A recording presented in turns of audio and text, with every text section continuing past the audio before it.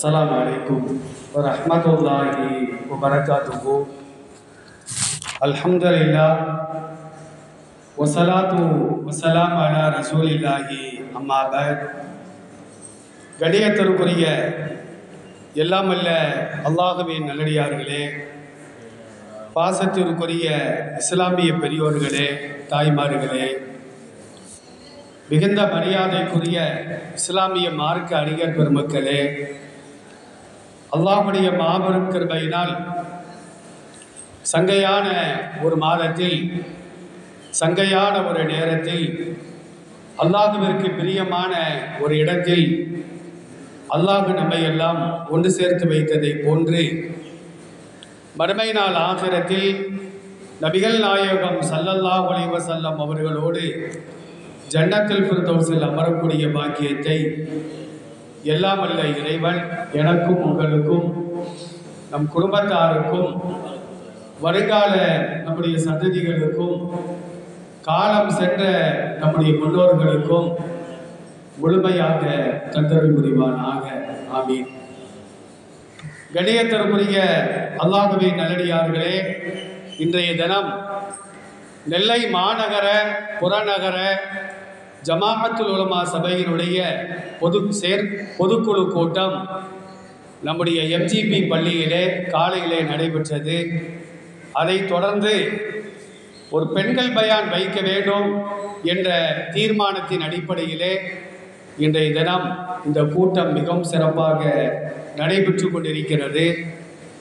இது போன்ற கூட்டங்களின் நோக்கம் என்னவென்றால், வந்தோம் கேட்டோம் கலைந்தோம் என்று இல்லாமல் இங்கே பேசப்படுகின்ற கருத்துக்களை எல்லாம் உள்வாங்கி பேசுகின்ற நாங்களும் கேட்கின்ற நீங்களும் நம்முடைய வாழ்க்கையிலே அவைகளை கொண்டு வந்து இங்கு வராதவர்களுக்கும் எடுத்து சொல்லக்கூடிய தாயிகளாக நாம் மாற வேண்டும் என்பதற்காகத்தான் இது போன்ற கூட்டங்கள் எல்லாம் நடத்தப்படுகிறது.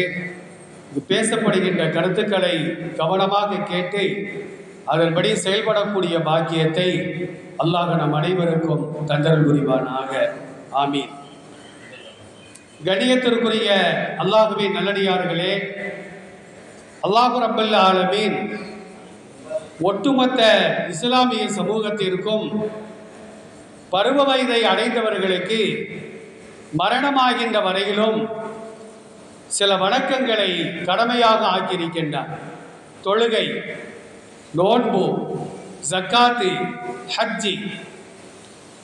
இஸ்லாமிய சமூகத்தில் வாழக்கூடிய பலர் கடமை என்று சொன்னால் இவைகள் மட்டும்தான் கடமை என்பதாக நாம் எண்ணுகின்றோம். இஸ்லாத்தினுடைய கடமைகள் ஏராளம் இருக்கிறது. உறவினர்களை சேர்ந்து வாழ வேண்டும், அண்டை வீட்டாரோடு இணக்கமாக நாம் வாழ வேண்டும். இது போன்ற கடமைகளை அல்லாஹ் ரப்புல் ஆலமீனும் நபிகள் நாயகம் ஸல்லல்லாஹு அலைஹி வஸல்லம் அவர்களும் அதிகமாக நமக்கு கற்றுத் தருகிறார்கள். அந்த வரிசையிலே நல்ல பேச்சுக்களை பேசுவதும் ஒரு கடமை என்பதாக இறைவனும் இறை தூதர் முஹம்மது ஸல்லல்லாஹு அலைஹி வஸல்லம் அவர்களும் அல் குர்ஆனின் மூலமாக, அல் ஹதீஸின் மூலமாக கற்றுத் தருகிறார்கள். அல்லாஹ் ரப்பல் ஆலமீன் திருக்குர்ஆனுடைய 90வது அத்தியாயம் சூரத்துல் பலத் அப்படிங்கிற அத்தியாயத்திலே 8வது வசனத்திலும் 9வது வசனத்திலும் சொல்லி காட்டுகின்றான். அலம் நஜஅல் லஹு ஐனைனி வ லிசானன் வ ஷஃபத்தைனி. மனித சமுதாயத்திற்கு 2 கண்களை நாம் ஆக்கவில்லையா? 2 கண்கள் நமக்கு அல்லாஹ் வழங்கி இருக்கின்றான். வ லிசானன், லிசான் என்று சொன்னால் நாவு என்பது பொருள். ஒரு நாக்கையும், வ ஷஃபத்தைனி, ஷஃபத்னா உதடுன்னு அர்த்தம். 2 உதடுகளையும் நாம் ஆக்கவில்லையா? ஒரு நாக்கு, 2 உதடுகள். ஒருத்தருக்கு நாக்கு இருக்குது, உதடு இல்லை, அவரால் பேச முடியாது. உதடுகள் இருக்கிறது, நாக்கு இல்லை, அவராலையும் பேச முடியாது. அப்படியெல்லாம் இல்லாமல் அழகான ஒரு நாவையும் 2 உதடுகளையும் அல்லாஹ் நமக்கு தந்திருக்கின்றானே, எதற்காக? நல்ல வார்த்தைகளை நாம் பேச வேண்டும். அல்லாஹ்வை திக்ர் செய்ய வேண்டும், அல்லாஹ்வுடைய கலாமை நாம் படிக்க வேண்டும், அல்லாஹ்வுடைய திருத்தூதருடைய வாழ்க்கை பற்றி நாம் பேச வேண்டும் என்பதற்காகத்தான் நாவையும் 2 உதடுகளையும் அல்லாஹ் வழங்கியிருக்கிறார் என்பதை முஃபஸ்ஸிரீன்கள் நமக்கு தெளிவாக சொல்லி காட்டுவார்கள். அருமையான தாய்மார்களே, நாம் பேசுகின்ற பேச்சுக்கள் எதுவாக இருந்தாலும் கூட அது நல்ல பேச்சோ கெட்ட பேச்சோ, அல்லாஹ்வை திக்ர் செய்கின்றோமோ அல்லது அடுத்தவரை பற்றி புறம் பேசுகின்றோமோ, கோல் மூட்டுகின்றோமோ, பொய் பேசுகின்றோமோ அல்லது யாரையும் சபிக்கின்றோமோ, எந்த பேச்சாக இருந்தாலும் மற்றவர் காதில விழுதோ இல்லையோ அல்லாஹ்வுடைய காதிலே நிச்சயமாக அவைகள் விழுது கொண்டேதான் இருக்கும். நாம் பேசக்கூடிய ஒவ்வொரு பேச்சுக்களையும் கண்காணிப்பதற்காக, அவைகளை பதிவு செய்வதற்காக அல்லாஹ் ஒரு வானவரை நம்மோடு வைத்திருக்கின்றார். என்னோடு ஒரு வானவர் நான் பேசுகின்ற பேச்சுக்களை எல்லாம் ஒன்று கூட விடாமல் கணக்கிட்டு கொண்டே இருப்பார். உங்களோடு ஒவ்வொருவருக்கும் ஒரு வானவரை அல்லாஹ் படைத்திருக்கின்றார். திருக்குர்ஆனுடைய வசனங்கள் சொல்லி காட்டுகின்றது. 82வது அத்தியாயத்திலே 10, 11வது வசனத்திலே அல்லாஹ் சொல்லி காட்டுகின்றான், மா யல்ஃபலு மின் கௌலின் இல்லா லதைஹி ரகீபுன் அதீத். பதிவு செய்யக்கூடிய ஒரு கண்காணிப்பாளர் அவர்களோடு இருந்து கொண்டே இருக்கின்றார். மனிதன் பேசுகின்ற பேச்சுக்கள் எதுவாக இருந்தாலும் கூட ஒன்று கூட விடாமல் அவைகளை அவர் எழுதி கொண்டே இருக்கின்றார், பதிவு செய்து கொண்டே இருக்கிறார் என்று அந்த வசனத்தில் அல்லாஹ் சொல்லி காட்டுகின்றார். மற்றொரு வசனத்தை நாம் திறந்து பார்க்கின்றோம், வஇன்ன அலைக்கும் லஹாஃபிலீன். ஒவ்வொரு மனிதர்கள் மீதும் பாதுகாக்கக்கூடியவர்கள், கண்காணிக்கக்கூடியவர்கள் இருக்கிறார்கள். நாமெல்லாம் அடிக்கடி சொல்லுவோம் கிராமன் காத்திபீன் என்று. கிராமன் என்று சொன்னால் வலது பக்கத்தில் உள்ள வானவர், காத்திபீன் என்று சொன்னால் இடது பக்கத்தில் உள்ள வானவர் என்று சொல்வோம். அது தவறு. கிராம் என்று சொன்னால் அரபு கல்லூரிகளை படிக்கக்கூடிய மாணவிகள் இருப்பார்கள்.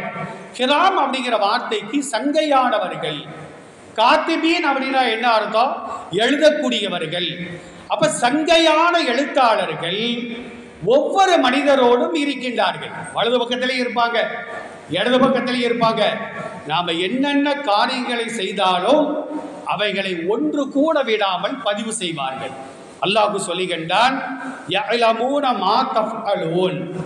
எவ்வளவு இருட்டான ஒரு அறையில் அமர்ந்து கொண்டு, யாரும் இல்லாத ஒரு இடத்திற்கு சென்று, சந்திரனுக்கு சென்று, பூமிக்கு கீழால் சென்று, இருட்டறையில் அமர்ந்து கொண்டு பகிரங்கமாக மறைமுகமாக எதை பேசினாலும் எதை செய்தாலும் அவர்கள் நிச்சயமாக அவைகளை பதிவு செய்வார்கள் என்று அல்லாஹ் ரப்பல் ஆலமீன் அந்த வசனத்திலே சொல்லி காட்டுகின்றார்.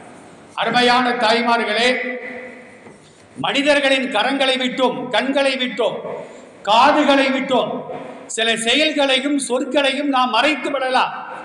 ஆனால் மலக்குகளின் பார்வையை விட்டோம் யாரும் எதையும் மறைக்க முடியாது என்பதைத்தான் திருக்குர்ஆனுடைய வசனங்கள் சொல்லி காட்டுகின்றது.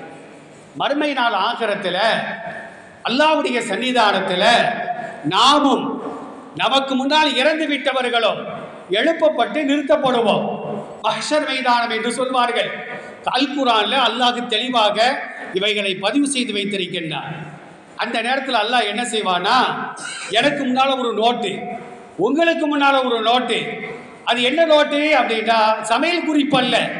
நாம் செய்த, பேசிய, பார்த்த, சிந்தித்த, கேட்ட, நடந்த, பிடித்த எல்லா செயல்களும் அந்த நோட்டிலே பதிவு செய்யப்பட்டிருக்கும்.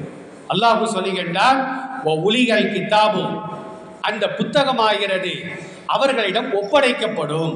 ஏட்டைய புத்தகத்தை அல்லாஹ் தருவான், திறந்து பாரு என்று அல்லாஹ் தருவான்.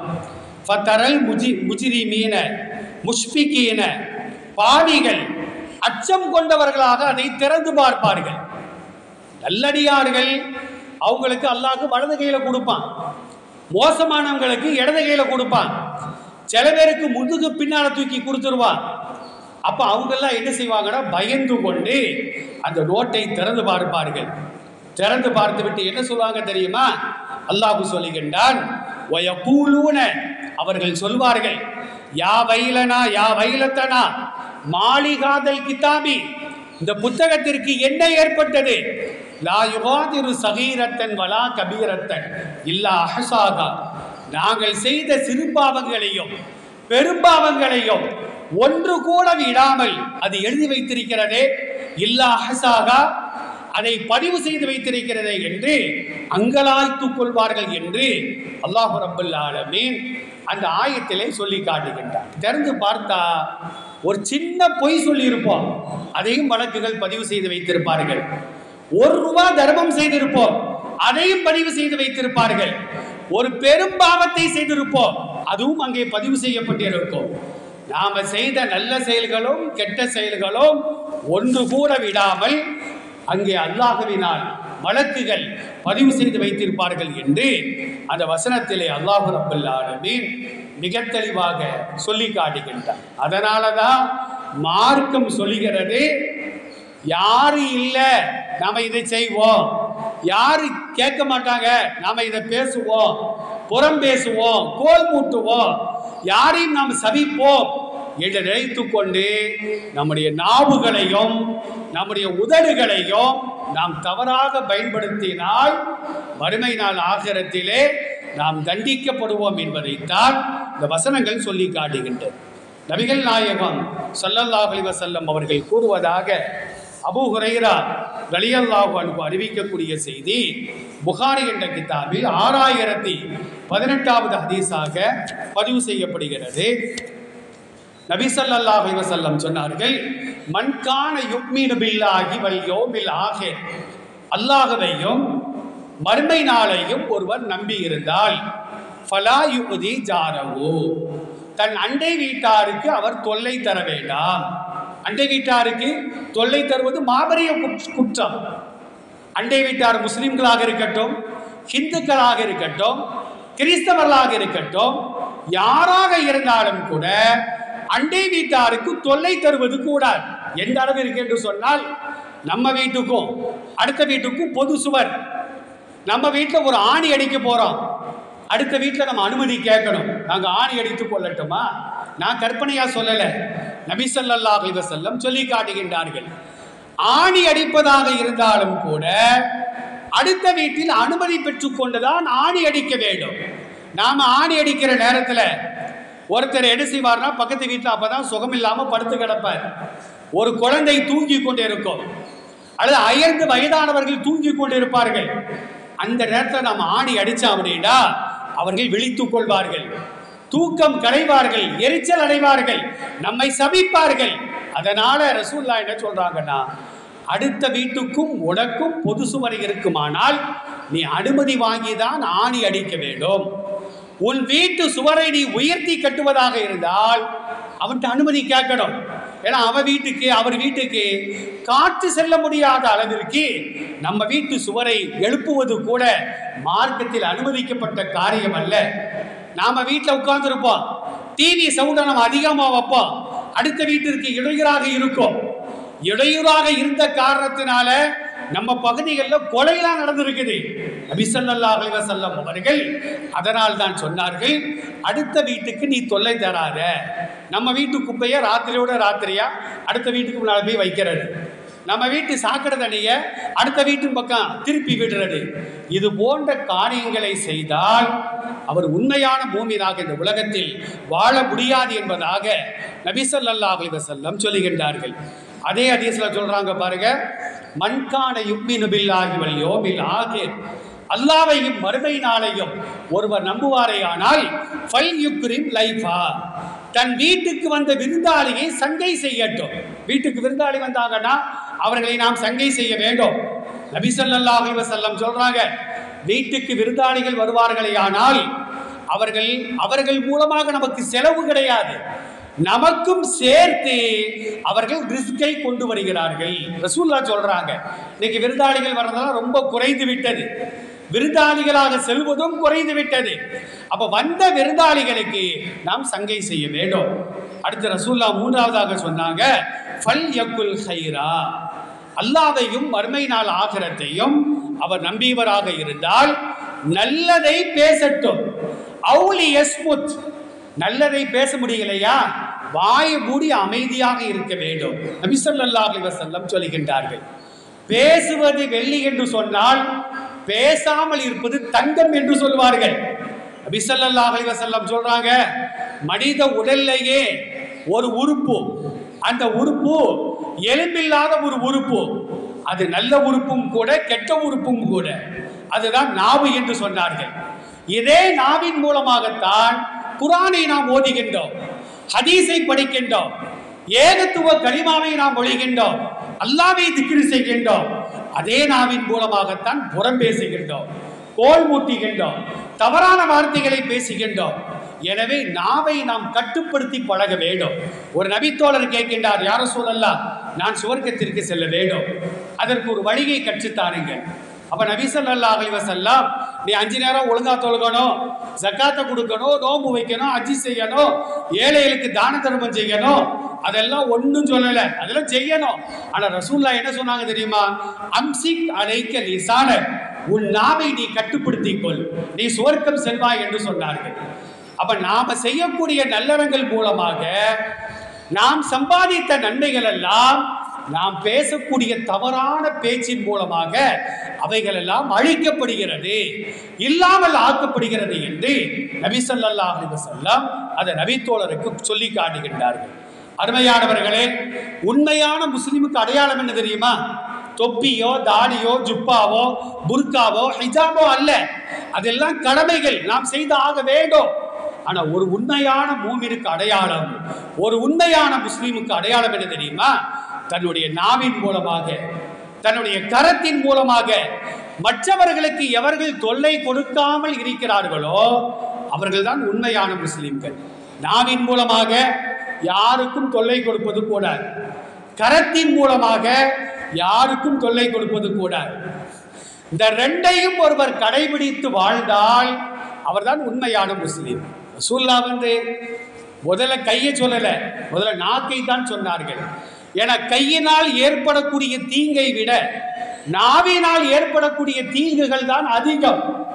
திருவள்ளுவர் கூட சொல்வார், தீயினால் சுட்ட புண் உள்ளாரும் ஆறாதே, நாவினால் சுட்ட வடி என்று சொல்வார். தீயினால் ஏற்பட்ட காயங்கள் கூட காலப்போக்கில் காணாமல் போய்விடும். ஆனால் ஒருவரை பார்த்து ஏருக்கு மாற நம்ம திட்டா அப்படின்னா சாகர வரைக்கும் அது மனசுக்குள்ளால் உறுத்தி கொண்டே இருக்கும். நாவினால் பாருங்கள், ஒருவரை திட்டுவதாக இருந்தால், ஒருவரை பற்றி புறம் பேசுவதாக இருந்தால், அவர் நமக்கு முன்னால இருக்குன்னு அவசியமே இல்லை, அவர் உலகத்தில் இருக்க வேண்டிய அவசியமே இல்லை.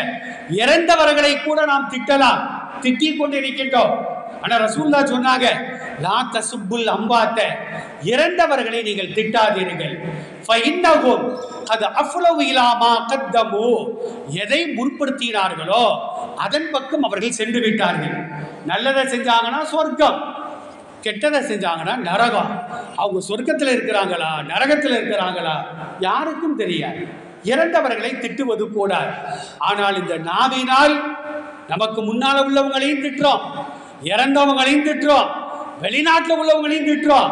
எனவே தான் ரசூலுல்லாஹ் சொன்னாங்க, ஒரு உண்மையான முஸ்லிமுக்கு அடையாளம் நாவினால் திட்ட மாட்டான். எந்த அளவுக்குன்னா, இப்ப நம்ம எதையெல்லாம் சபிக்கிறோம், ஒரு கணவன் மனைவியை சபிப்பது, ஒரு மனைவி கணவனை சபிப்பது, பெற்றோர்கள் பிள்ளைகளை சபிப்பது, இது மட்டுமல்ல, செருப்பு காணனா சனியை முடிச்ச செருப்பை சபிக்கிறது, மிக்சி ஓடலைன்னா மிக்சியை சபிக்கிறது, கிரைண்டர் ஓடலைன்னா கிரைண்டர் சபிக்கிறது, கரண்ட் போயிட்டா கரண்டை சபிக்கிறது. இது போன்ற சாபங்கள் எல்லாம் நாவின் மூலமாகத்தான் ஏற்படுகிறது.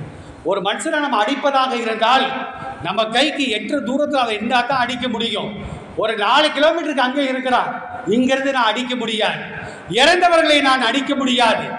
ஆனால் நாவின் மூலமாகத்தான் எல்லா வகையான தீங்குகளும் கெடுதிகளும் ஏற்படுகிறது என்பதை பெருமானார் ஸல்லல்லாஹு அலைஹி வஸல்லம் சொல்லி காட்டுவார்கள். அருமையானவர்களே, நபி ஸல்லல்லாஹு அலைஹி வஸல்லம் ஒரு ஹதீஸ்ல சொல்றாங்க பாருங்க, மனுஷனுடைய உடம்புல இந்த எண்ஜான் உடம்பு என்று சொல்வார்கள். இப்ப என் கைக்கு நான் 8 ஜான் இருப்பேன், எவ்வளவு ஹைட்டா இருந்தாலும் சரிதான், எவ்வளவு குட்டையா இருந்தாலும் சரிதான், அவங்க உள்ளங்கைக்கு 8 ஜான்கள் நாம் இருப்போம். இந்த எண்ஜான் உடம்புல 360 இணைப்புகளை அல்லாஹ் வைத்திருக்கின்றார். இணைப்புகள்னா தெரியுதா? நம்ம கையில விரல்ல பாருங்க 3 இணைப்புகள் இருக்கிறது. அந்த இணைப்புகள் இருக்க போய்தான் நம்ம விரலை மடக்கிறோம். வாயில இணைப்பு இருக்க போய்தான் உதட்ட அசைச்சு நாம பேசுறோம். கண்ல இணைப்புகள் இருக்க போய்தான் கண்ணை மூடுறோம், திறக்கிறோம்.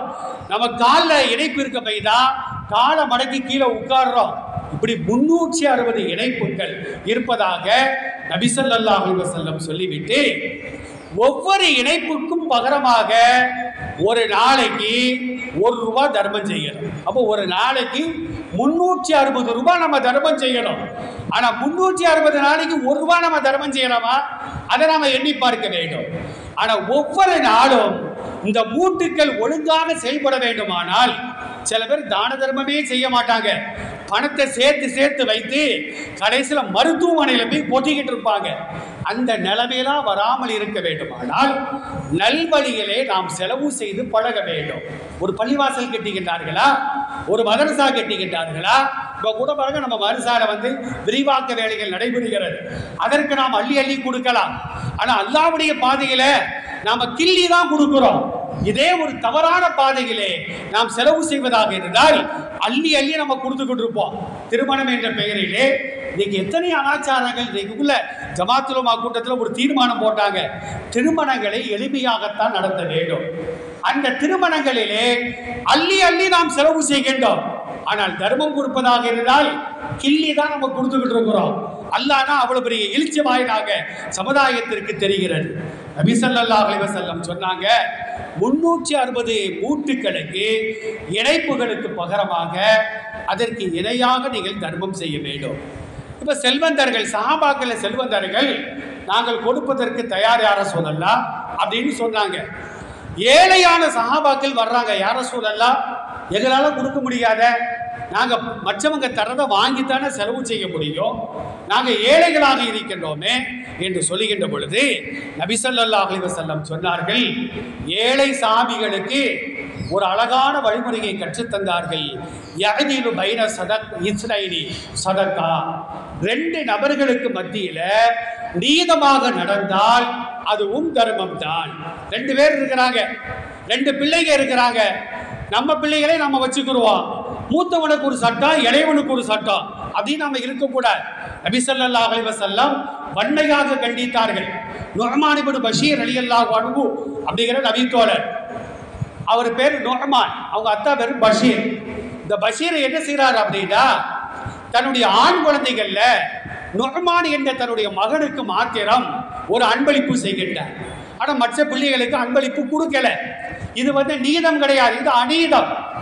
அப்போ அந்த பஷீர் என்ன செஞ்சார் அப்படின்னா, தன்னுடைய மகன் நுஅமானுக்கு ஒரு அன்பளிப்பை செய்துவிட்டு ரசூலுல்லாஹ்ட்ட சொல்றார், யார் ரசூலல்லாஹ், என்னுடைய மகன் நுஅமானுக்கு ஒரு அன்பளிப்பை நான் கொடுத்திருக்கின்றேன், அதுக்கு நீங்கள் சாட்சியாக இருக்க வேண்டும்.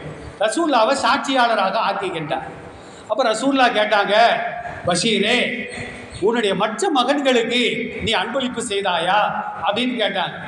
அப்போ அவர் சொன்னார், இல்லை, என்னுடைய ஒரே ஒரு மகன் நுஅமானுக்கு மட்டும்தான் நான் அன்பளிப்பு செய்தேன் அப்படின்றார். அப்போ நபி ஸல்லல்லாஹு அலைஹி வஸல்லம் என்ன சொன்னாங்க தெரியுமா, இந்த அநீதத்திற்கு நான் சாட்சியாக வரமாட்டேன், இது அநீதம். நீ அன்பளிப்பு செய்வதாக இருந்தால் உனக்கு எத்தனை குழந்தைகள் இருக்கிறார்களோ, சாப்பாடாக இருக்கட்டும், ஆடையாக இருக்கட்டும், செல்லமாக இருக்கட்டும், அன்பு காட்டுவதாக இருக்கட்டும், எல்லா குழந்தைகளுக்கும் சமமாகத்தான் நீ அன்பு காட்ட வேண்டும். மூத்தவனுக்கு ஒரு அன்பு, இளையவனுக்கு அன்பு காட்டுறது இல்லை, இளையவனுக்கு அன்பு, மூத்தவனுக்கு அன்பு செலுத்துறது இல்லை. ஒருத்தனுக்கு சாப்பாடு, நல்ல சாப்பாடு, மற்றவனுக்கு பழைய சோறு, இப்படி கொடுத்தால் அது அநீதமான காரியம்.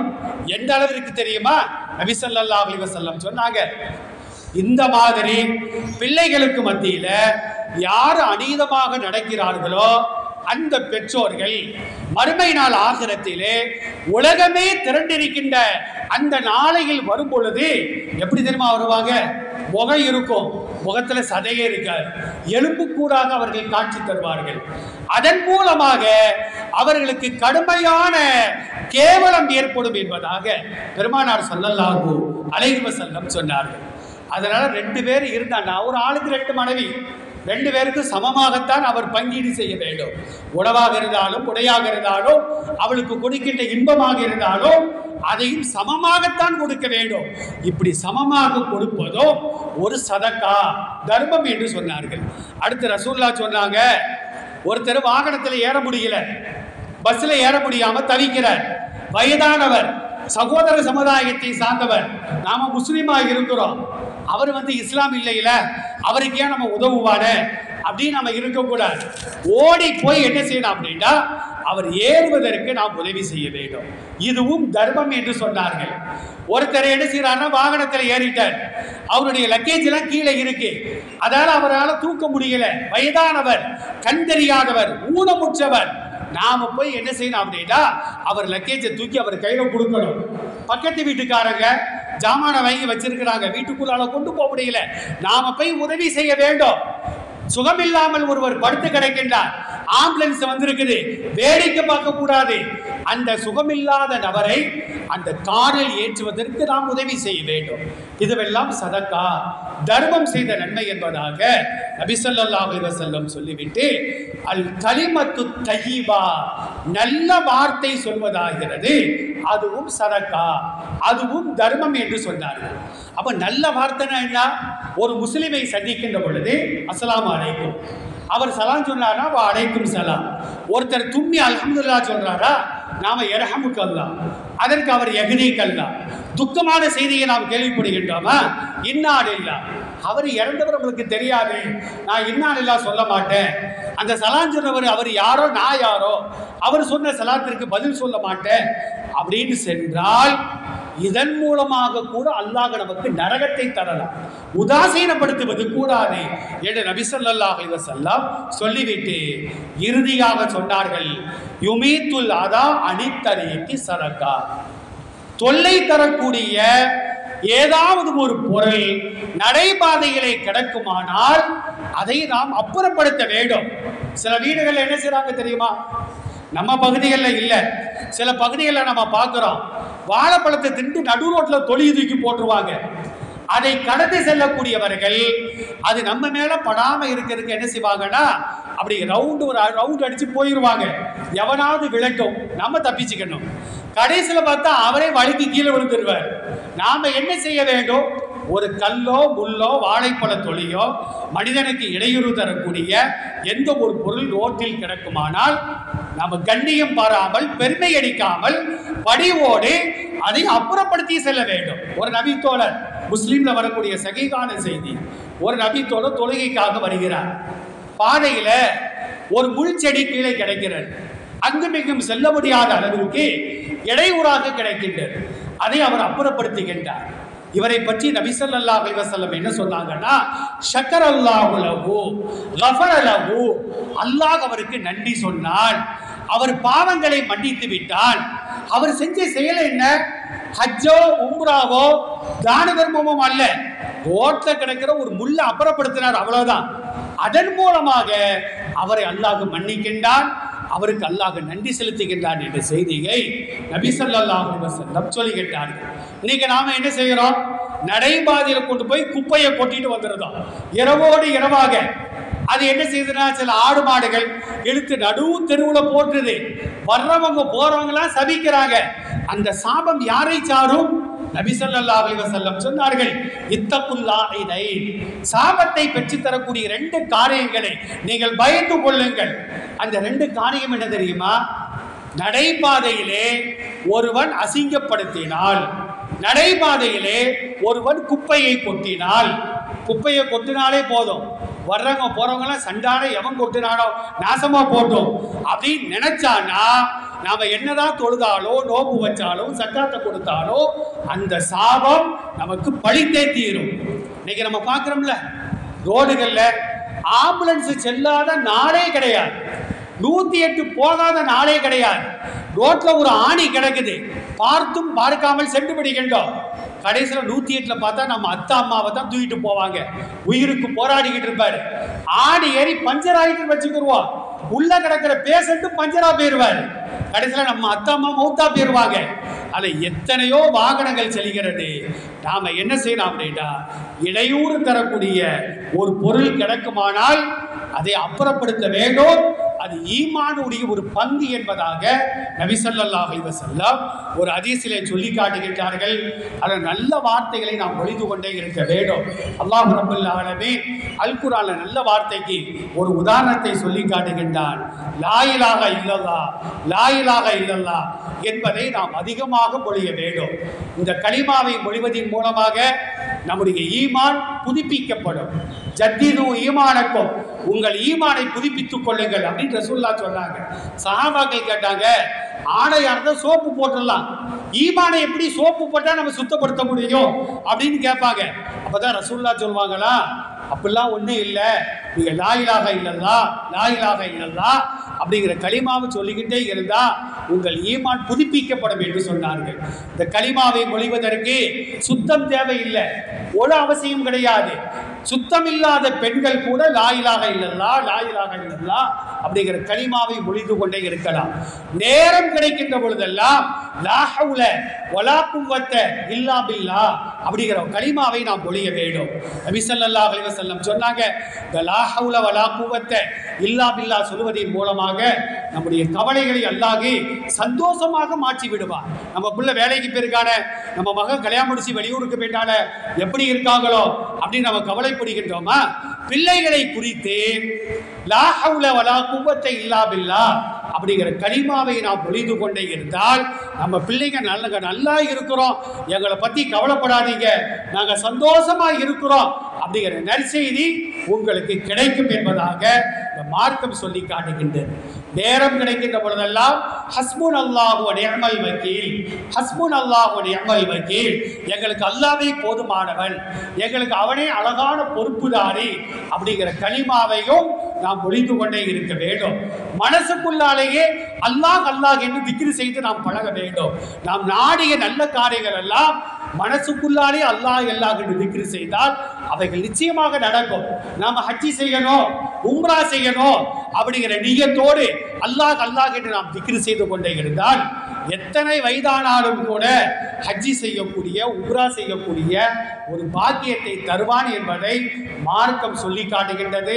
எல்லாம் அல்ல இறைவன் நல்ல வார்த்தைகளை நாம் மொழிவோம், அல்லாஹ்வை திக்ர் செய்வோம், பெருமானாரின் மீது அதிகமாக ஸலவாத்துக்களை ஓதுவோம்.